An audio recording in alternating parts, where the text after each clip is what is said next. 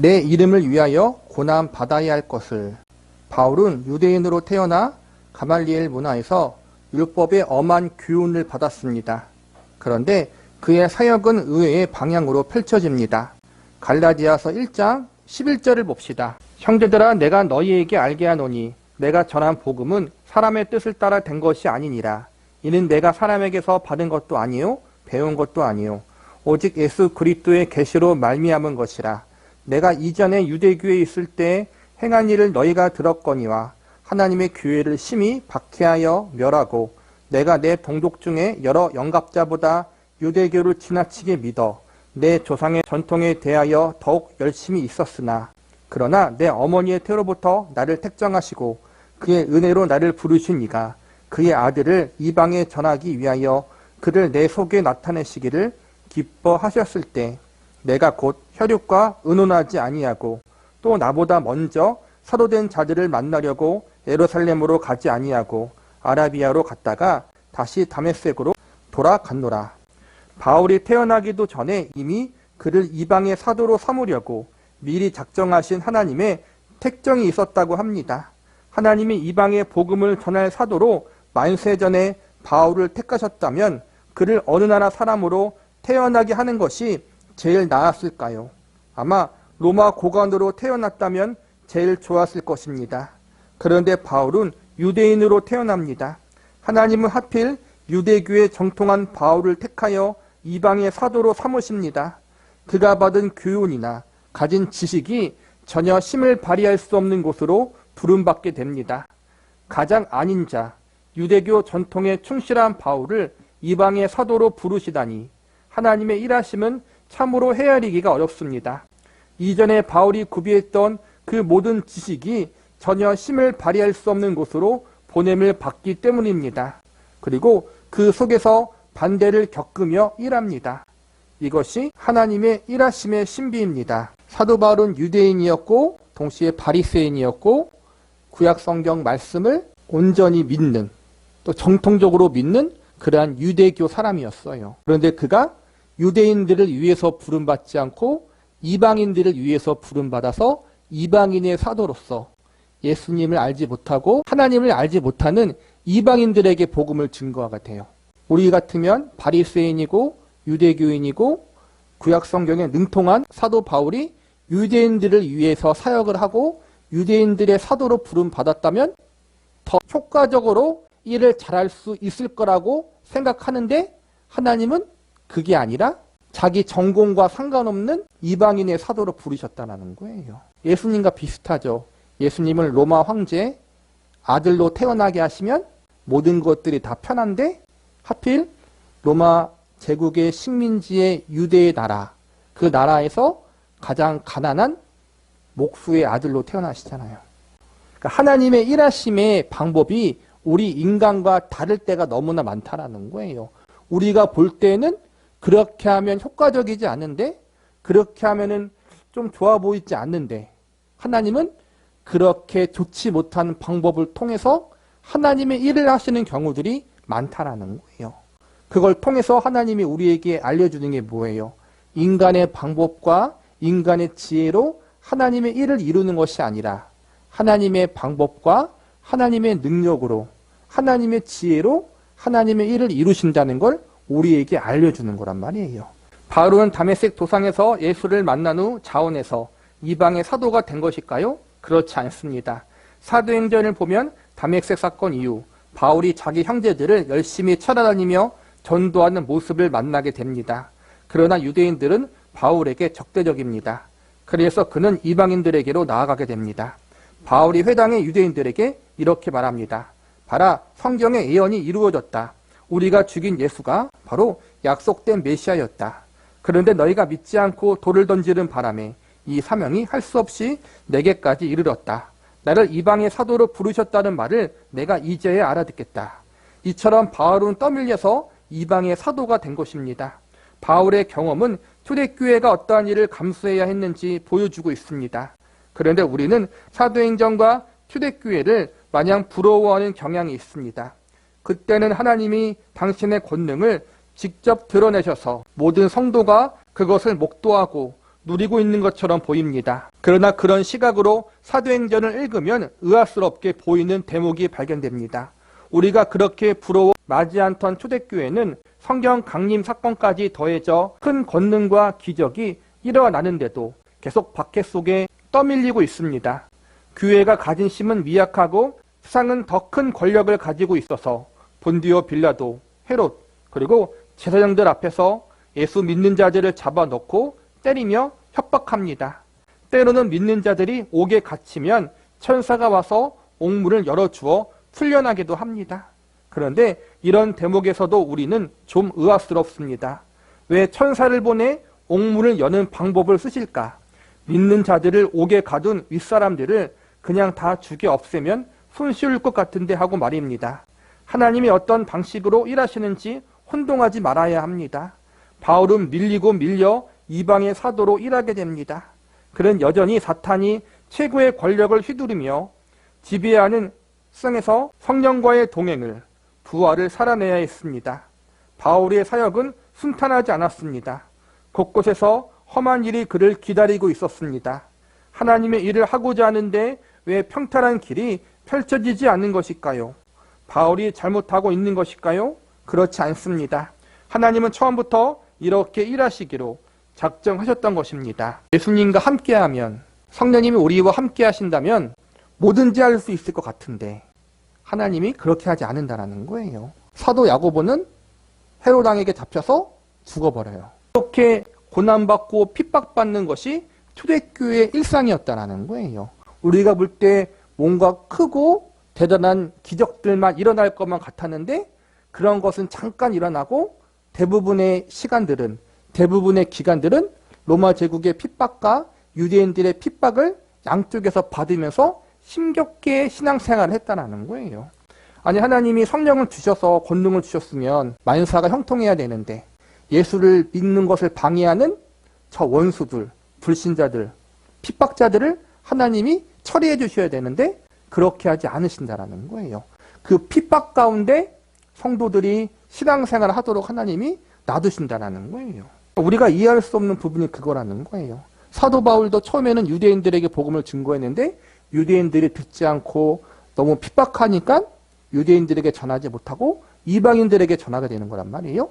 그렇게 떠밀려서 이방인의 사도가 된 거란 말이에요.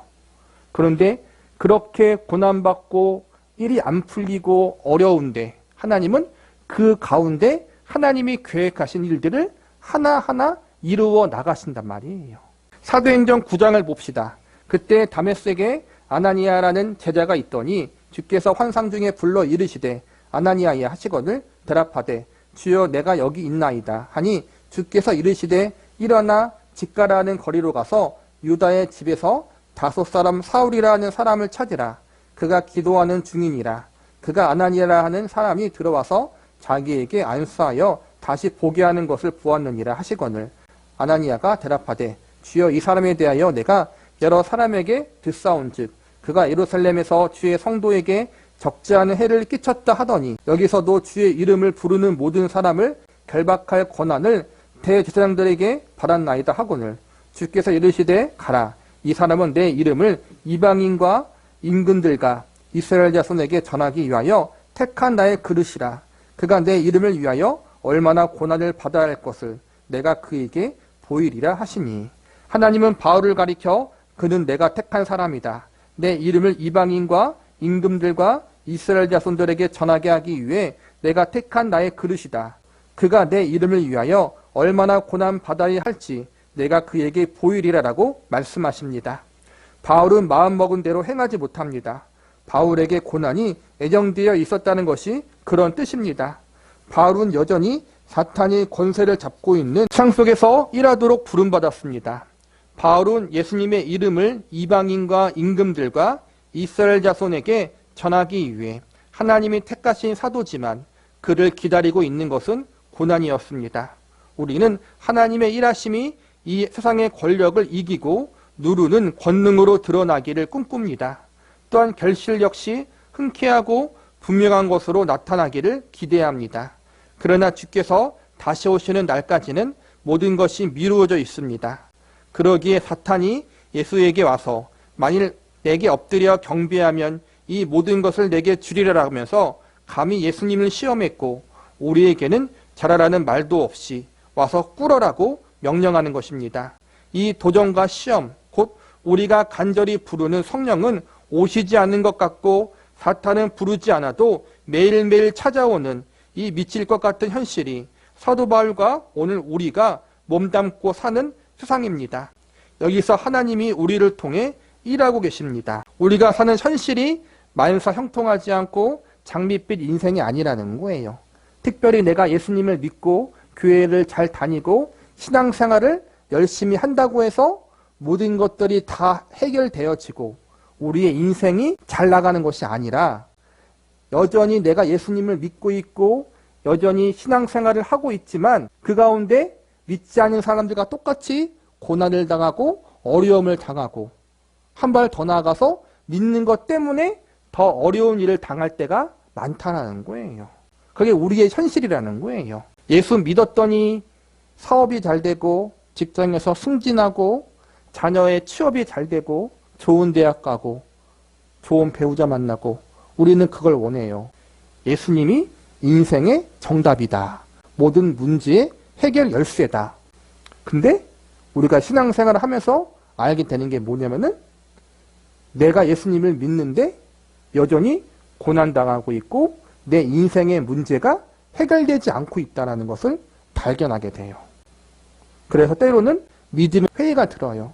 시험에 들기도 하고 낙심하기도 하고 때로는 교회를 떠나가기도 해요. 그런데 중요한 건 하나님이 그 속에서 예수님이 그 가운데 우리와 함께 하시고 고난 중에 있고 인생의 문제가 해결되지 않은 그 삶 속에서 찾아오셔서 우리를 붙드시고 이끌어 가시고 그 가운데에서 우리를 향한 하나님의 뜻을 이루어 나가신다라는 거예요. 예수님도 그랬고 사도 바울도 그랬고 믿음의 선진들이 다 그러한 과정을 겪었다라는 거예요. 이게 하나님의 일하심의 신비라는 거예요. 그런데도 우리는 교회가 당당히 큰 소리 치기를 원하고 있습니다. 이는 오늘날 교회의 시험거리입니다. 순교 시대를 조명할 때에도 순교자를 영웅으로 그려내는 데에만 치중할 뿐입니다. 순교자들은 물론 훌륭한 분들이지만 그들은 자기 시대를 충실히 살아낸 사람들에 불과합니다. 더 이상 그들을 영웅으로 떠받들지 말고 우리는 우리 시대를 살아내야 합니다. 어찌 보면 장렬한 순교로 최후를 맞이하는 것보다 매일 살아서 남루한 일상을 감내하는 편이 더 힘들 수 있습니다. 죽으면 하늘나라에서 하나님과 영원히 살아가니 얼마나 좋겠습니까? 그러나 살아있으면 날마다 책임을 감당해야 합니다. 매일 밤 잠자리에 들 때마다 하나님 내일 아침은 천국에서 눈을 뜨게 해주십시오라고 기도하지만 아침이면 어김없이 기상나팔 소리에 잠이 깹니다. 그리고 눈을 비비며 이런 별 볼 일 없는 하루하루를 살아내야 합니다. 사소하지만 위대한 생애입니다. 우리 안팎에서 우리를 유혹하고 속이는 소리가 끊임없이 들립니다. 너희에게 있는 고난은 너희 잘못 때문이라고. 그래서 이 모양 이 꼴이라고 마음을 흔들어 놓습니다. 이 시험을 이겨내야 합니다. 욥기에서도 배웠고 앞으로 배울 텐데 우리는 보통 우리에게 안 좋은 일이 생기고 어떠한 일이 잘 풀리지 않으면 내가 잘못한 것이 있나? 라는 인과율의 법칙에 얽매일 때가 있어요. 하나님께 잘하면 복받고 못하면 저주받는다. 하나님 앞에 충성하면 하나님께서 모든 일을 잘 풀어주시고 충성하지 않으면 하나님께서 나에게 징계하시고 일을 잘 풀리지 않게 하신다. 그렇게 생각하는 경향이 크다라는 거예요. 물론 그럴 때가 있긴 있어요. 그러나 우리의 인생을 단순히 인과율의 법칙, 잘하면 복 주시고 못하면 저주하신다. 이 두 가지 법칙으로 일괄적인 법칙으로 설명할 수 없다는 거예요. 아까 말했듯이 사도 바울도 그랬고 믿음의 선진들도 분명히 믿음대로 살았지만 고난받으며 살았잖아요. 우리 인생도 마찬가지라는 거예요. 믿는 자이건 믿지 않는 자이건 인생은 힘들어요. 고난이 있어요. 풀리지 않는 인생에 어려움이 있다라는 거예요. 이유를 알 수 없는 고난들이 있어요. 해결되지 않는 것들이 있다라는 거예요. 아픔이 있고 밤잠을 설칠 수밖에 없는 인생에 고통이 있고 상처가 있다라는 거예요. 기도해도 안 풀리고 해결되지 않는 것들이 있다라는 거예요. 우리는 그런 인생을 살아야 돼요. 아침에 눈을 뜨지 않고 그냥 죽었으면 좋겠다라고 그렇게 말할 정도로 힘든 일을 겪기도 한다는 거예요. 하나님이 왜 내가 예수님을 믿고 있는데 열심히 믿으려고 하는데 이런 상황을 허락하여 주시는지 모를 때, 그래서 마음에 시험이 들어요. 그런데 이거는 정상적인 거라는 거예요. 누구나 그렇게 겪는 것이고 앞서간 믿음의 선배들도 그런 일을 겪었다라는 거예요. 우리가 그동안 잘못 생각하고 있었다라는 거예요. 예수 믿으면 모든 게 잘 된다. 마음에 영원한 평안이 있다. 물론 영적인 평안이 있죠. 그런데 현실은 고통스러울 때가 더 많잖아요. 고통스러우니까 예수님을 더 의지하려고 하고 힘들고 어려우니까 주님을 더 붙들려고 하는 것이지, 그렇다고 고통이 없고 영원한 평안이 있는 건 아니잖아요. 그 가운데 몸부림치며 주님을 붙들려고 하는 것이지. 그게 우리가 싸워나가야 할 인생이고 신앙이라는 거예요. 순교의 신앙도 중요하지만 여기서 방효사 목사님이 말하는 것처럼 죽으면 천국 가니까 더 좋은 거예요. 살아남은 사람은 내가 천국 가는 그날까지 이 땅에서 내 책임을 다하는 삶을 살아야 해요. 그게 힘들다라는 거예요. 그래서 어찌 보면은 한 번 죽고 순교하는 신앙보다 매일매일 나를 죽이며 살아야 하는 그러한 평범한 신앙생활이 더 힘들고 어려울 수 있다는 거예요. 더 중요한 건 그 평범한 일상생활, 매일매일 기적이 일어나지 않는 삶, 매일매일 먹고 살기 위해서 죽지 못하니까 아침에 일찍 일어나 일을 나가야 하며 고객들을 만나고 사람들을 만나며 스트레스를 받으며 살아야 하는 그 인생 속에 하나님이 함께 하시고 그 인생을 통해서, 그 어려움을 통해서 우리를 더욱더 성숙한 하나님의 사람으로 만들어가는 일을 하나님이 이루시고 있다는 거예요. 큰 기적을 경험하고 놀라운 체험을 해서 믿음이 좋아지는 것이 아니라 여러분이 고통스럽고 힘들고 하기 싫은 그 일상, 평범한 일상, 다람쥐 쳇바퀴 돌아가는 그러한 보잘것없는 인생 속에 우리가 볼 때는 믿음이 아니라 그냥 먹고 살기 위해서 일하는 건데, 그 가운데 하나님이 함께 하시고 그 인생 속의 일상을 통해서 우리가 하나님의 사람으로 만들어지도록 하나님이 섭리하고 있다는 거예요. 그래서 우리의 일상은 하나님 보실 때 소중한 것이고 위대한 일상이라는 거예요. 왜냐하면 하나님이 함께하는 일상이고 하나님이 간섭하시는 인생이고 나를 만들어가는 그러한 매일매일의 삶이기 때문에, 그러니까 여러분의 매일매일의 삶이 하나님이 함께하는 삶이다. 나를 지금 만들어가고 있는 삶이다. 나를 하나님의 사람으로 하나님이 세워가는 그러한 시간들이다라고 생각하고 우리가 자부심을 가져도 된다는 거예요.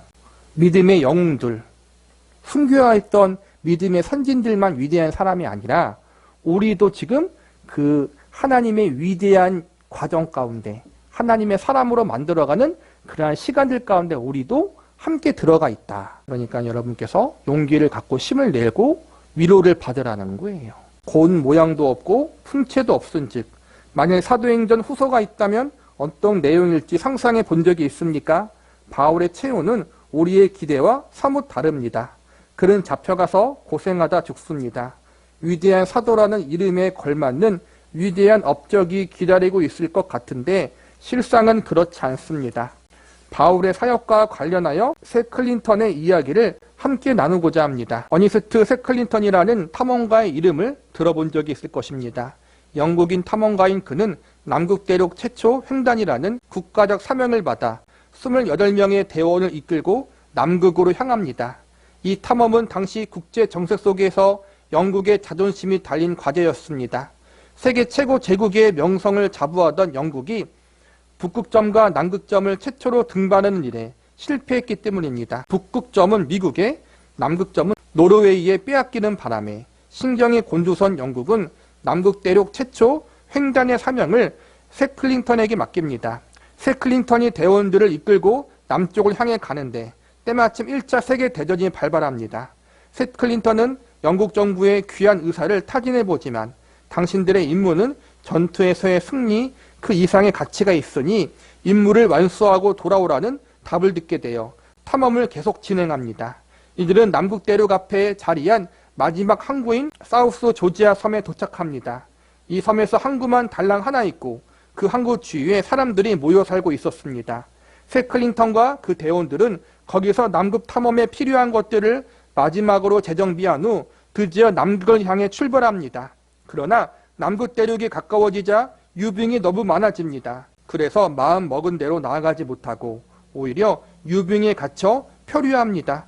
유빙이라고 하면 빙수에 떠다니는 얼음을 떠올릴지 모르겠지만 거기에 있는 유빙은 어마어마한 크기와 무게를 지닌 얼음입니다. 세클링턴의 배는 유빙들을 뚫을 수 없었습니다. 그래서 조류를 따라 표류하다가 결국 유빙에 갇히게 되고 배는 얼음 조각들과 같이 얼어서 기울어 버립니다. 도저히 배 안에서는 살 수 없게 되자 모두 밖으로 나와 얼음 위에 살게 됩니다. 어찌할 방도가 없어 텐트를 치고 그 속에서 추위를 견디며 상황이 바뀌기를 기다립니다. 이렇게 유빙 위에 지내는 것이 몇 달에 이릅니다.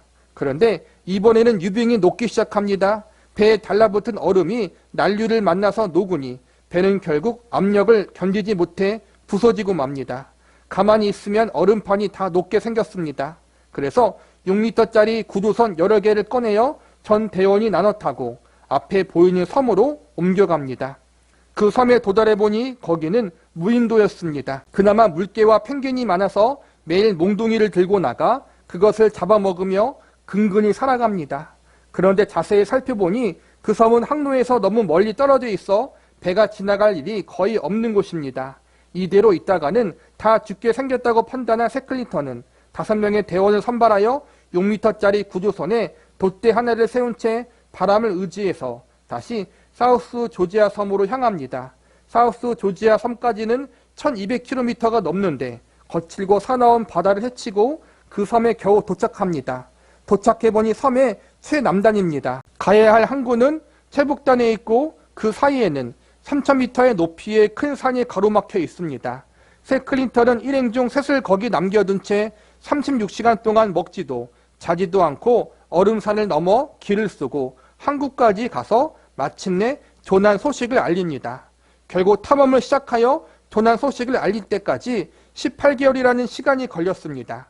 드디어 구조선을 요청했으나 당시는 전쟁 중이라 쓸만한 배는 모두 동원되어 구조선으로 뺄 선박이 없다는 기별을 받습니다. 할 수 없이 4개월을 애타게 기다리며 백방으로 노력한 끝에 겨우 배를 얻어 전 대원들을 구해옵니다. 전원을 모두 구조하기까지 총 22개월이 걸렸습니다.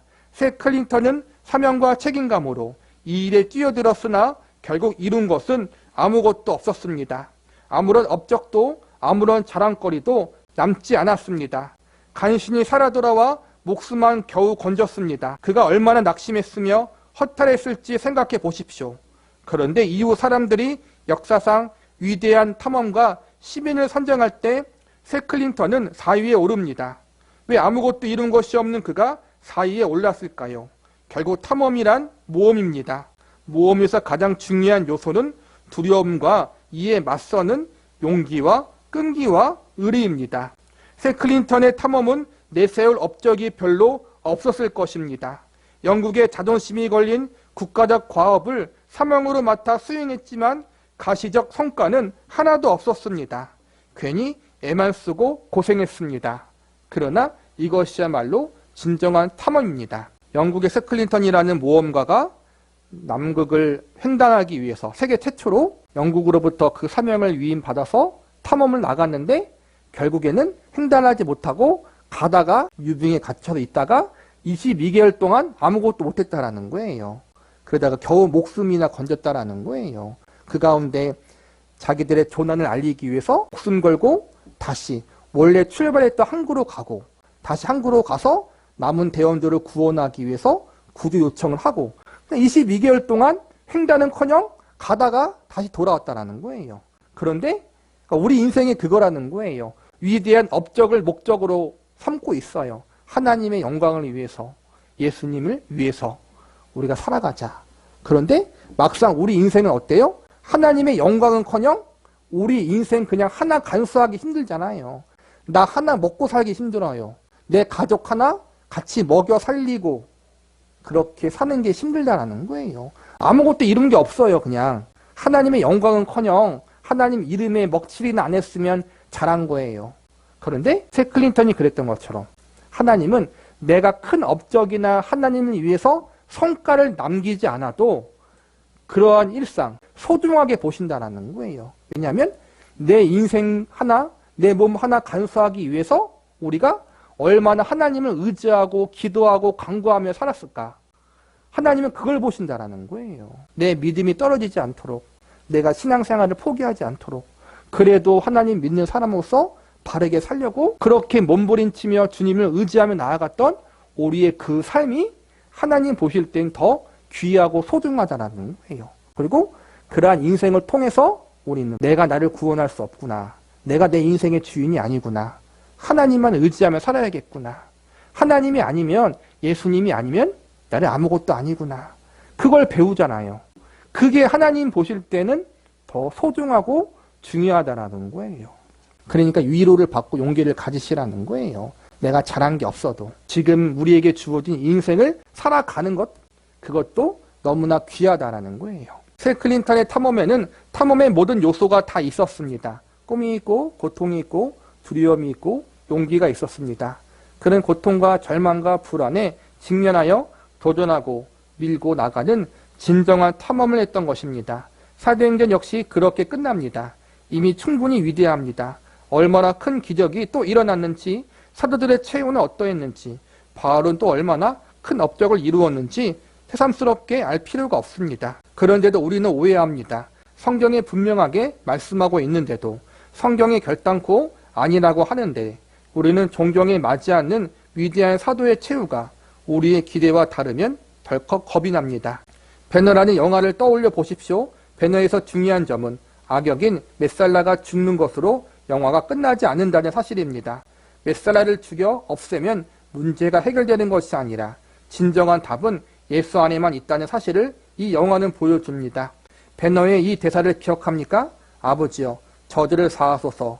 저들은 자기가 하는 일을 알지 못한나이다라는 예수의 말이 내 가슴 속에 있는 칼을 내려놓게 했다.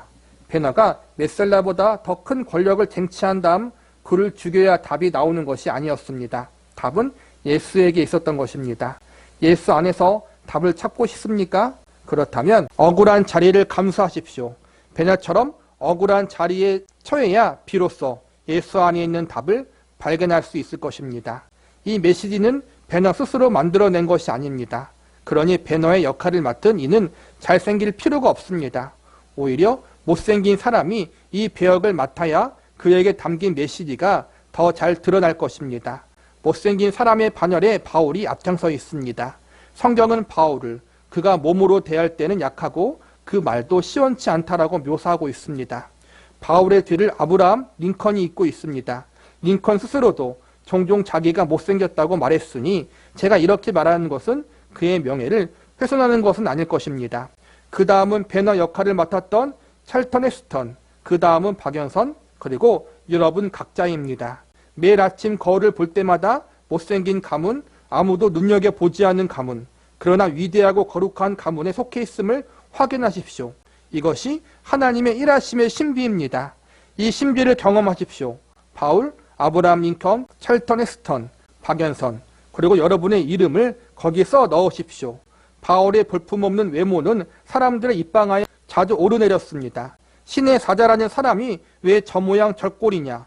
말은 또 왜 그렇게 어눌하냐? 정말 신의 사자가 맞냐? 하지만 바로 이런 면모야말로 이사야 53장에 증언하는 삶이었습니다. 우리가 전한 것을 누가 믿었느냐?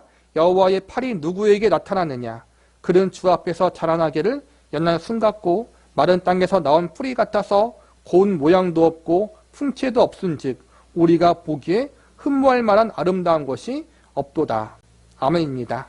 성경이 이처럼 분명하게 이야기하는데도 우리는 왜 못 알아들을까요? 하나님은 여전히 일하고 계시는데 우리는 왜 깨닫지 못할까요? 그래서 우리를 부르셨나 봅니다. 이 족속에게, 이 못 알아듣는 족속에게 가서 증언하라고 말합니다. 이 귀한 인생으로 부름 받았음을 깨달아 복된 인생을 살아가는 명예로운 신자가 되기를 바랍니다. 배너 이야기를 했는데 친구가 배너를 배신하잖아요. 그 친구가 더 잘생겼다라는 거예요. 원수가. 주인공이 굳이 잘생길 필요가 없다라는 거예요. 왜냐하면 배너의 감독이 주려고 했던 메시지는 예수님 안에 답이 있다는 거 알려주기 위해서 그랬던 건데, 마찬가지로 우리가 잘생기거나 능력이 좋을 필요가 없다라는 거예요. 진정한 주인공은 예수님이기 때문에 우리의 못난 모습에도 불구하고 그래도 예수님을 붙들고 믿음으로 살려고 하는 우리의 그러한 모습을 통해서 하나님이 영광을 받으신다라는 거예요. 부족하지만 우리의 모습을 통해서 예수님을 드러낼 수 있기 때문에 하나님은 그걸 원하신다라는 거예요. 우리가 잘나서 어떠한 큰 업적을 남겨서 예수님을 드러내는 것이 아니라 이 못난 사람도 하나님의 자녀로 살아갈 수 있다는 것을 보여주기 위해서 우리를 못난 모습 그대로 부르셨다는 거예요. 그러니 저와 여러분이 못났다고 해서 부족하다고 해서 낙심할 필요가 없다는 거예요. 부족하기 때문에 못났기 때문에 우리의 못남을 통해서 예수님의 능력이 드러난다는 거예요. 사도 바울이 그랬고 앞서간 믿음의 선배들이 그랬다. 저와 여러분의 부족함을 통해서, 그러나 부족하지만 주님을 바라보며 의지하려고 하는 그 모습을 통해서 하나님이 영광을 받으시고 하나님께서 우리를 통해 그분의 일을 이루실 것입니다. 그 사실을 믿고 여러분께서 힘을 내고 위로를 받으시기 바랍니다.